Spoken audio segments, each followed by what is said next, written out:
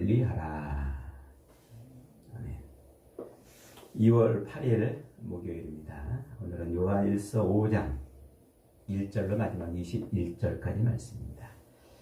영원한 생명을 얻는 지혜라는 제목입니다. 영원한 생명을 얻는 지혜. 지금으로부터 약 2600여 년 전 인도의 그 석가라는 부족의 왕궁에서 한 왕자가 태어나죠. 성은 고타마, 이름은 시타르타입니다. 그 고타마 시타르타는 왕궁에서 더할 나위 없는 부귀 영화를 누리며 호의호식하면서 자랍니다. 그러다가 30살이 들락말락 할 쯤에 이제 사냥을 하러 궁 밖으로 나갑니다. 그렇게 사냥하러 궁 밖에 나갔다가 전에 보지 못하던 광경을 하나 보게 됩니다. 길가에 가죽만 남은 한 남자가 쭈그리고 앉아가지고 막 신음을 비명을 지르는 거예요. 그 모습에 왕자는 너무나 깜짝 놀랐습니다. 아니 저게 뭐냐? 예, 왕자님 병에 걸려서 그렇습니다. 뭐라고? 사람이 병에 걸려? 굉장히 충격을 받지요. 그러다가 다음 사냥길에 왕자는 또 다른 모습을 보게 됩니다. 한 노인이 길을 걸어가는데 허리가 거의 90도로 굽어가지고 그 뜨거운 햇살 아래서 다리를 질질 끌면서 느릿느릿 걸어가고 있는 모습을 본 거예요. 아니 저 사람은 무슨 병에 걸려서 저러느냐? 왕자님 병에 걸린 게 아니라 나이가 들어 늙어서 그렇습니다. 늙어? 사람이 늙으면 다 저렇게 되는 것이냐? 그 후에 또 다른 사냥길에서 그는 정말 충격적인 사건을 또 보게 되죠. 많은 사람들이, 한 무리의 사람들이 앞에 뭔가를 이렇게 떼매고 가는데 그 뒤를 쫓아가면서 막 울부짖는 거예요. 가만히 보니까 장례식 행렬이었던 겁니다. 아니 저 사람들은 왜 저렇게 울부짖으며 저러고 있느냐? 예 왕자님, 사랑하는 사람이 죽어서 슬퍼서 그러는 겁니다. 그래요. 왕자는 그런 광경들을 보고 충격을 받았어요. 그리고 왕자가 본 그 광경이 준 충격이 왕자로 하여금 고민하게 합니다. 이런저런 생각을 하게 하죠. 그러다가 왕자는 왜 사람이 병에 걸리는지, 왜 늙는지, 왜 죽는지 답을 찾기 위해서 왕궁을 나섭니다. 그래서 이 사람 저 사람 찾아다니면서 현인들을 만나서 물어보지만 답을 얻지 못했어요. 그래서 그는 스스로 보리수나무 아래에 앉아서 6년간 스스로 깨닫습니다. 그래서 그 문제를 해결해 보려고 앉았다가 깨달음을 얻어요. 그래서 사람들은 그를 붓다, 깨달은 자, 우리말로 부처 이렇게 부르죠. 그래서 석가문이라고 또 불러요. 석가라는 부족의 문이 지혜자라는 뜻이죠. 존귀한 자. 그래서 석가문이 혹은 부처 이렇게 부릅니다. 정말 부처는 인생의 고통을 이기고 깨달음을 통해서 그 고통에서 벗어나고 그 죽음에서 벗어나는 길을 알았던 것일까요? 어느 날 한 여인이 울면서 부처에게 다가옵니다.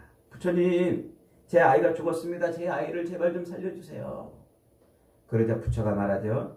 여자여, 동네에 가가지고 죽음을 한 번도 경험해보지 못한 집에 쌀을 한 대팍 얻어오거라. 그러면 내가 너의 죽은 아이를 살려놓겠노라. 여자는 미친 듯이 동네를 돌아다니면서 이 집 저 집 죽음을 맛보지 않은 집을 찾아다녀서 쌀을 얻으려고 합니다. 그러나 죽음을 맛보지 않은 집이 없는 거예요.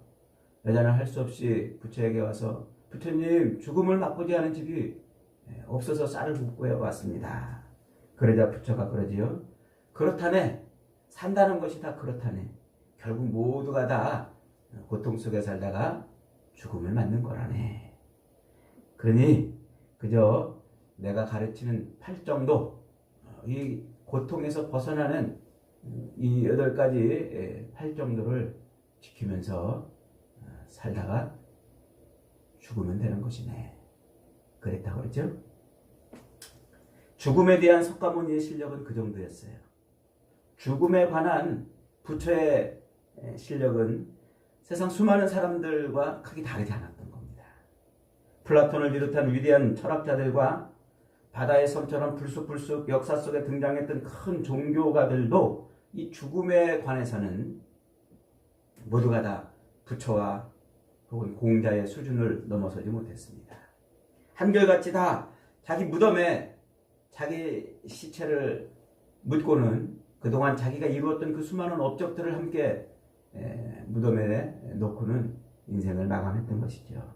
근본적으로 이 땅에 있는 모든 인생들은 부처나 세상의 철학자들 다 같은 것을 찾아 헤맸지만 결국은 똑같은 인생을 마감했던 것입니다. 성경의 유대인들도 그런 것을 찾았습니다. 유대인들이 구하고 원하는 것은 메시아였어요. 자기들 스스로는 그것을 얻을 수 없다고 생각해서 메시아를 기다렸습니다. 옛날 갖가지 이적과 능력을 보여주며 이스라엘 백성들을 애굽의 손에서 건져내었던 모세와 같은 선지자, 이제 로마로부터 자기들을 구해줄 강력한 지도자 메시아를 기다렸던 것입니다. 그 메시아를 통해서 그들은 영원한 생명을 얻을 수 있다고 생각을 했어요. 그래서 그들은 예수님에게 달려와서 표적을 구했습니다. 당신이 진정한 메시아라면 우리에게 메시아 된 표적을 좀 보여주시오. 예수님은 살아계신 동안에 수많은 이적과 기적을 행하셨습니다. 처녀의 몸을 통해서 사람에게서 나셨고 수많은 병자들을 고쳐주셨고 귀신들을 내주셨고 물로 포도주를 바꾸었고 오병이어의 역사도 일으켰고 바다 위를 풍랑을 잠잠케 하셨고 물 위를 걸으시기도 하시고, 그럼에도 불구하고 유대인들은 그 예수님이 행했던 그 많은 이적들을 보았음에도 불구하고 예수님에게 자꾸 표적을 구했습니다. 그 무슨 뜻일까요? 그들은 예수님을 보고도 일부러 믿지 않았다는 뜻입니다. 왜 어떤 사람들은 예수님이 사람의 몸으로 이 땅에 오신 하나님이라고 믿고 예수님이 약속된 우리의 구원자라는 것을 믿는데, 또 어떤 사람들은 예수님이 행하신 그 수많은 표적들을 보고도 왜 그리스도라고 믿지 못하는 것일까요? 이유는 간단해요. 그들은 하나님께 속한 자들이 아니기 때문에 그래요. 세상에 속한 자들. 그래서 오늘 본문에 사도 요한이 1절에서 그렇게 말하는 거예요. 1절 다시 한번 읽어봅니다. 시작. 예수께서 그리스도이심을 믿는 자마다 하나님께로부터 난 자니 또한 나으신 이를 사랑하는 자마다 그에게서 난 자를 사랑하느니라. 예수께서 그리스도 되심을 믿는 자는 누구에게 속해 있는 자? 하나님께 속해 있는 자. 하나님께 속해 있는 자는 그리스도를 사랑하는 자라고 했어요.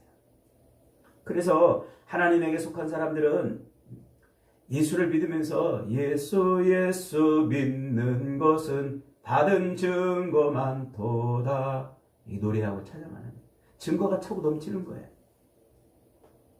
하지만 하나님에게 속하지 않은 사람들은 성경을 보고도 세상의 수많은 증거들을 보고도 절대로 예수님이 구주이심을, 그리스도이심을 믿지 못한다고 지금 요한이 말하고 있는 거예요.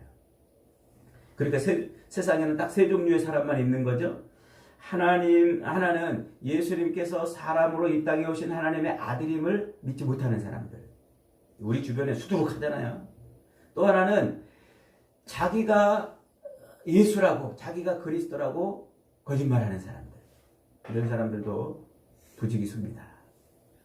그리고 또 세 번째로는 예수님이 이 땅에 육신을 입고 우리를 위해서 십자가에 못 박혀 죽으사 부활하신 그리스도라고 믿는 사람들이에요. 유대인이나 헬라인이나 부처나 세상의 모든 현인들, 철학자들이 찾은 것은 다 똑같았습니다. 고통으로 가득 찬 세상에서, 그리고 개인과 가정과 사회에서 우리를 구원해 줄 지혜와 능력이 무엇인가, 그것을 수많은 사람들이 찾아 헤맸습니다. 개인적으로, 가정적으로, 사회적으로, 우주적으로 우리가 추구하는 그 선과 행복, 그리고 영생을 얻게 할 지혜가 어디 있는가, 그 두 가지를 늘 사람들은 찾아다닌 것입니다. 그런데 오늘 본문에서 사도 요한은 그 두 가지 질문에 대한 명쾌한 답을 내려주고 있어요. 이 땅을 사는 동안 고통 없는 삶을 사는 길이 무엇이고, 이 땅을 끝난 이후에 영생을 얻는 길이 무엇인가? 이 인생의 영원한 신비를 한 방에 풀어두고 있어요. 11절, 12절 같이 있습니다. 시작. 또 증거는 이것이니 하나님이 우리에게 영생을 주신 것과 이 생명이 그의 아들 안에 있는 것이니라. 아들이 있는 자에게는 생명이 없고 하나님의 아들이 없는 자에게는 생명이 없느니라. 13절까지 있습니다. 내가 하나님의 아들의 이름을 믿는 너희에게 이것을 쓰는 것은 너희로 하여금 너희에게 영생이 있음을 알게 하려 함이라. 죽음이 없는 영생이 어디서 온다는 얘기예요? 육신으로 이 땅에 오신 예수 그리스도, 하나님의 아들이신 예수 그리스도를 믿는 믿음으로부터 온다는 거예요. 오직 예수 그리스도를 통해서만 영원한 생명을 얻는 겁니다. 하나님은 우리에게 영원한 생명을 주시기 위해서 아들을 이 땅에 보내셨고, 우리에게 지각 깨닫는 은혜를 주셔서 예수 그리스도의 그 십자가를 보고 깨닫게 하셨어요. 그것이 사도 요한의 지금 외침이에요. 오늘 20절 다시 한번 읽어봅니다. 시작. 또 아는 것은 하나님의 아들이 이르러 우리에게 지각을 주사 우리로 참된 자를 알게 하신 것과 또한 우리가 참된 자 곧 그의 아들 예수 그리스도 안에 있는 것이니 그는 참 하나님이시요 영생이십니다. 이 땅에 육신을 입고 오셔서 십자가에 매달려 우리를 대신해서 죽어주신 그 예수님이 우리에게 뭘 주셨다고요? 지각을 주셨다고요. 깨닫는 은혜를 주셨다고요. 그래서 우리가 그 십자가를 바라보면 아, 저분이 하나님이시로되 우리를 죄에서 건지시려고 육신을 입고 이 땅에 오사 십자가에 매달려 죽으신 우리의 구주시구나 깨닫는 거예요. 그 깨닫는 은혜를 우리 주님이 주셔서 깨닫는 거예요. 그래서 사도 요한은 그 예수 그리스도를 통해서 우리가 뭘 얻는다고요? 영원한 생명을 얻는다. 그 영원한 생명을 얻을 뿐만 아니라 그리스도를 통해서 이 땅을 사는 동안 우리는 인생의 그 모든 고통들, 수많은 고통들에서 벗어날 수 있는 인생이 된다고 말하고 있어요. 14절 이렇게 외치고 있어요. 시작. 그를 향하여 우리가 가진 바 담대함이 이것이니 그의 뜻대로 무엇을 구하면 들으시니라. 우리가 무엇이든지 구하는 바를 들으시는 줄 안즉 우리가 그에게 구한 것을 얻은 줄을 또한 아느니라. 우리가 가진 바 담대한 것은 이것이니 그의 뜻대로 무엇을 구하시든지 들으시니라. 우리가 이 땅을 살아가면서 이 육신의 연약함을 인하여 당하는 그 모든 고통, 수많은 불안과 염려와 근심과 초조와 이런 것들 속에서 어떻게 된다고요? 건짐을 받는다는 거예요. 연약함과 부족함을 인해서 우리 주님께 구하면 주님이 그걸 들으신단 말이에요. 육신을 입고 이 땅에 오신 하나님의 아들 예수를 믿는 자가 죽음의 고통을 넘어서는 자요, 십자가에 달린 예수를 믿는 자가 이 땅에서 그 모든 염려와 근심과 불안과 걱정과 초조를 이기고 행복과 평강을 누리는 자라는 겁니다. 왜 그럴까요? 예수님이 육신을 입고 이 땅에 내려온 것은 우리 육신의 인생들의 모든 그 고통을 체휼하기 위해서 그랬다는 겁니다. 그래서 우리가 이미 앞에서 히브리서 공부할 때 배웠잖아요. 히브리서 4장 14절로 15절에 히브리서 기자는 이렇게 말해줍니다. 그러므로 우리에게 큰 대제사장이 계시니 승천하신 이곳 하나님의 아들 예수시라. 우리가 믿는 도리를 굳게 잡을지어다. 우리에게 있는 대제사장은 우리의 연약함을 동정하지 못하실 리가 아니요 모든 일에 똑같이 시험을 받으신 이르되 죄는 없으십니다. 예수님은 이 땅에 육신을 입고 오신 이유가 뭐라고요? 우리의 모든 연약한 것들, 육신으로 인하여 당하는 그 모든 고난과 고통과 시련과 환난을 벗어나게 하기 위해서 그러는 거예요. 그래서 십자가를 짊어지고 인생의 그 모든 고통에서 우리를 건지시려고 십자가에 매달려 피 흘려 죽으신 겁니다. 그래서 히브리서 2장 18절에서 히브리서 기자는 또 이렇게 말합니다. 그가 시험을 받아 고난을 당하셨은즉 시험 받는 자들을 능히 도우실 수 있느니라. 여러분, 주님은 지금 현재 우리가 이 땅에서 육신을 입고 사는 동안 겪는 그 모든 시험과 시련과 환난과 염려와 근심과 고통과 불안과 초조를 이기게 하는 줄 믿으시기 바랍니다. 물질의 시험이나 명예의 시험이나 권세의 시험도 주님은 이기셨어요. 멸시와 천대도 받고 모욕도 받으셨습니다. 주님은 이 땅에서 사람들에게 그렇게 조롱당하고 침뱉음당하고 때림당하고 그러면서 십자가를 통해서 부활의 영광의 자리에 오르셨습니다. 그렇게 이 땅에 육신을 입고 오셔서 그 십자가의 고난을 통해서 육신을 입고 사는 이 모든 인생들을 건지기 위해서 그렇게 그 길을 걸어가셨다는 겁니다. 그래서 히브리서 기자는 4장 16절에서 이렇게 권면하잖아요. 그러므로 우리는 긍휼하심을 받고 때를 따라 돕는 은혜를 얻기 위하여 은혜의 보좌 앞에 담대히 나갈 것이니라. 여러분, 주님 앞에 나가면 우리를 모든 고통에서 건지시는 줄 믿으시기 바랍니다. 그래서 사도 요한은 계속해서 집요하게 예수님이 육신을 입고 이 땅에 오신 분이다. 육신을 입고 이 땅에 오신 하나님의 아들이라고 말하고 있는 거예요. 그분이 그 육신으로 십자가에 매달려 죽으신 분이라고 계속 강조하고 있는 거예요. 여러분, 예수님이 왜 하필이면은 육신을 입고 이 땅에 오셨을까요? 왜 그러셨을까요? 왜 굳이 육신을 입고 고통의 십자가를 짊어지셨을까요? 하나님께서 이스라엘 백성들을 애굽에서 건지실 때 그때를 기억해 보십시오. 몇 가지 재앙을 행하신 끝에 하나님이 이스라엘을 애굽에서 꺼내십니까? 모세를 통해서 10가지 재앙을 보여주시죠. 왜 하나님은 한 방에 이스라엘 백성들을 애굽에서 한 방에 꺼내지 아니하시고 그 10가지 재앙을 통해서 동원해가지고 그렇게 이스라엘을 구원해 낸 것입니까? 하나님이 한 방에 이스라엘을 구원할 능력이 안 되셔서 그랬을까요? 아니면 그렇게 할 만한 하나님의 지혜가 부족했던 걸까요? 한 방에 하면 될 걸 내가 괜히 10번씩이나 했구나 이렇게 해서 마지막 10번째 한 것일까요? 몇 가지 이유가 있긴 하지만 분명한 이유 중에 하나는요, 하나님이 이스라엘을 애굽에서 해방시키는 그 지혜와 능력은 오직 어린 양의 죽음을 통해서만 구원 얻을 수 있다는 것을 가르쳐 주시려는 겁니다. 다른 것은 안 된다는 거예요. 물이 피가 되는 기적으로도 구원받을 수 없습니다. 천지의 개구리들을 다 동원해도 구원받을 수 없습니다. 파리나 각종 벌레들로, 수많은 짐승의 죽음으로도, 인간의 몸을 다 뒤집는 피부병으로도, 마른 하늘에 떨어지는 우박으로도, 메뚜기 때려도, 해와 달이 사라지는 그 어둠으로도 이스라엘은 구원을 받을 수 없지만 오직 무엇으로만 구원받아요? 어린 양의 피로만 구원을 받는다는 거예요. 그게 애굽에서 마지막 10번째 재앙인 어린 양을 잡아 그 피를 문설주에 바르고 그 집안에서 양고기를 먹음으로 구원을 받는 모습을 가르쳐 준 겁니다.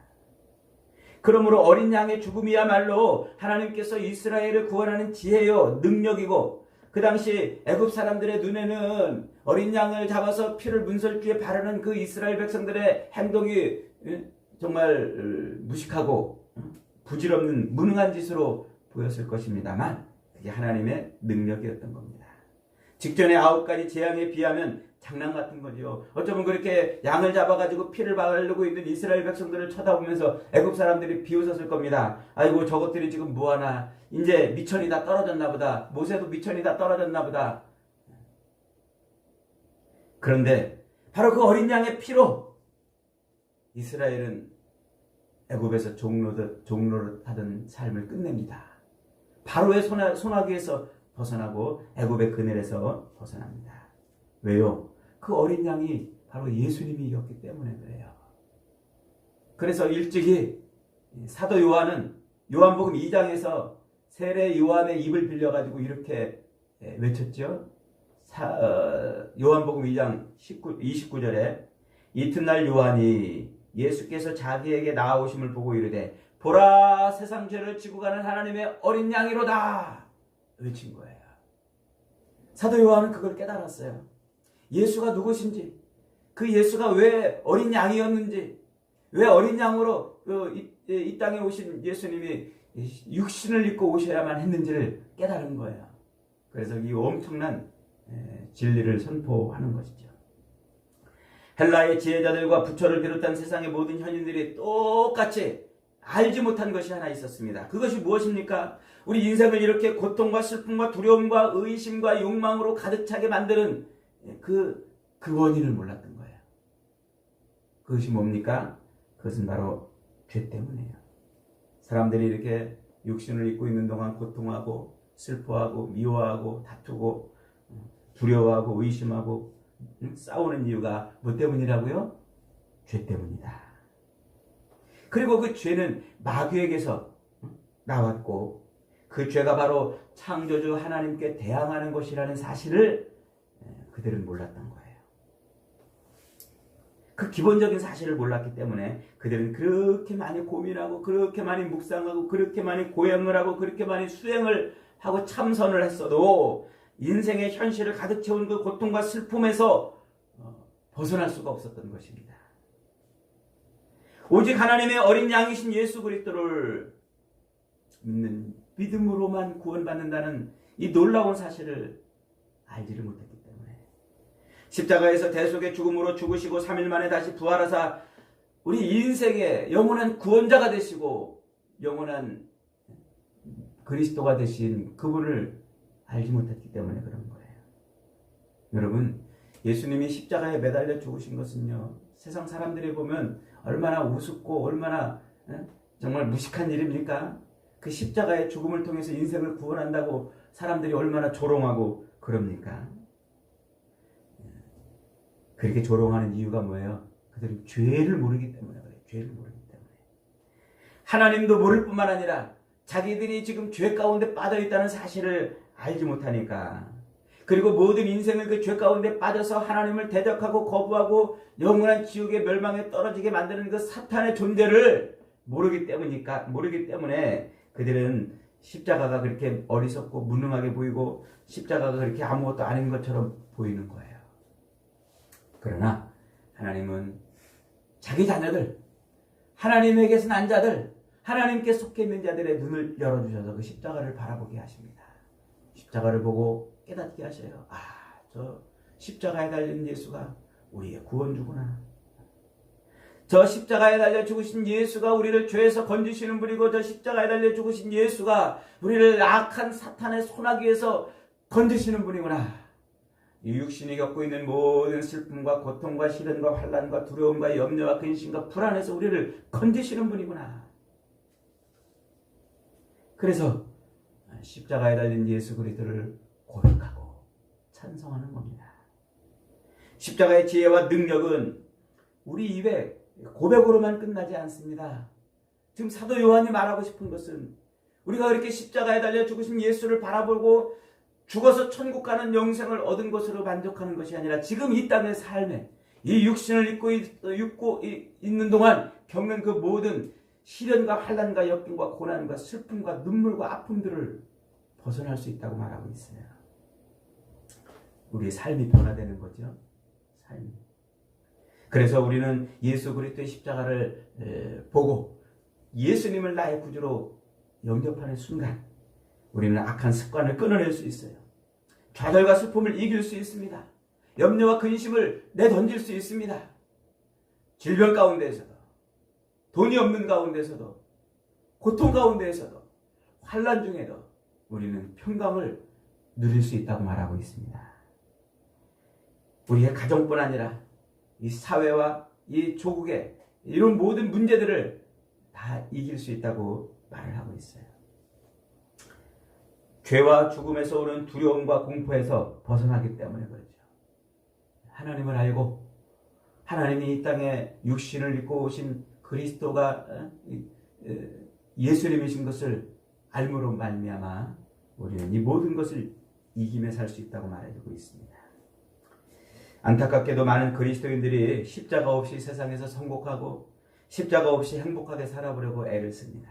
십자가를 벗어던지고 원래 십자가 없이 사는 세상 사람들과 어울리거나 혹은 그들과 경쟁을 해서 행복하게 살 수 있다고 생각을 합니다.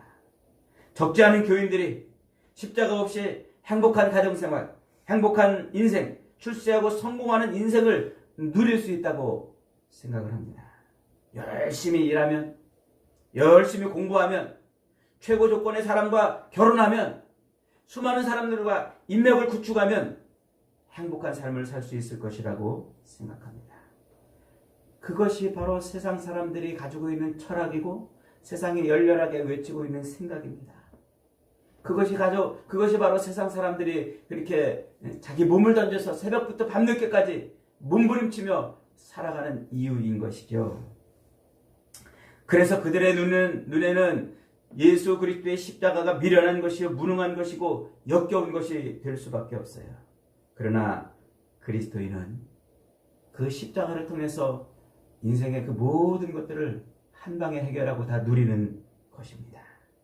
우리를 얽어매고 있는 그 죄의 권세를 끊어낼 수 있고 죄로 말미암아 우리를 영원한 고통 가운데 끌고 들어가는 그 사탄의 손아귀에서 벗어날 수 있고 육신이 가지고 있는 염려와 근심과 불안과 초조와 두려움을 이길 수 있는 그 길이 어디서 온다고요? 바로 예수 그리스도, 우리를 위해서 십자가에 피 흘려 죽으신 그 예수 그리스도를 믿는 믿음으로만 얻어지는 것입니다. 여러분, 세상 철학에 속지 마십시다. 세상 종교에 속지 마십시다. 세상에 끼어드는 안경을 끼고 살지 마십시다. 사도 요한은 이미 2장 16절에서 이렇게 말했습니다.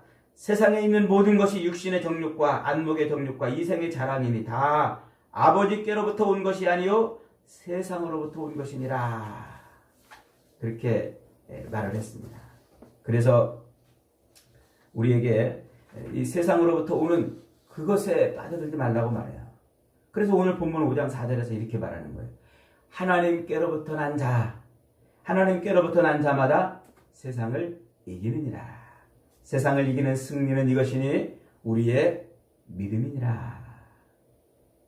그러면서 오늘 마지막 편지의 결론에서 그는 이렇게 우리에게 외치고 있어요. 21절 같이 있습니다. 시작. 자녀들아 너희 자신을 지켜 우상에게서 멀리하라. 우상에게서 멀리하라. 여러분, 육신을 입고 이 땅에 오신 예수님이 우리의 그리스도이신 것을 확신하시기 바랍니다. 그분을 믿을 때만 우리는 영생을 얻어요. 그분을 의지할 때만 우리는 이 땅에서 평안을 누려요. 그분을 통해서만 우리는 하나님의 백성으로 하나님의 나라에서 하나님의 뜻을 따라 사는 인생이 되는 것입니다. 오늘도 저와 여러분이 우리를 위해서 기꺼이 육신의 몸으로 이 땅에 오사 십자가에 매달려 죽으신 그 예수님을 우리의 구주로, 우리의 그리스도로 영접해서 오늘 그리스도를 통한 모든 기쁨과 행복과 평강과 은혜를 누리시는 복된 인생들이 다 되시기를 주님의 이름으로 축복합니다. 아멘.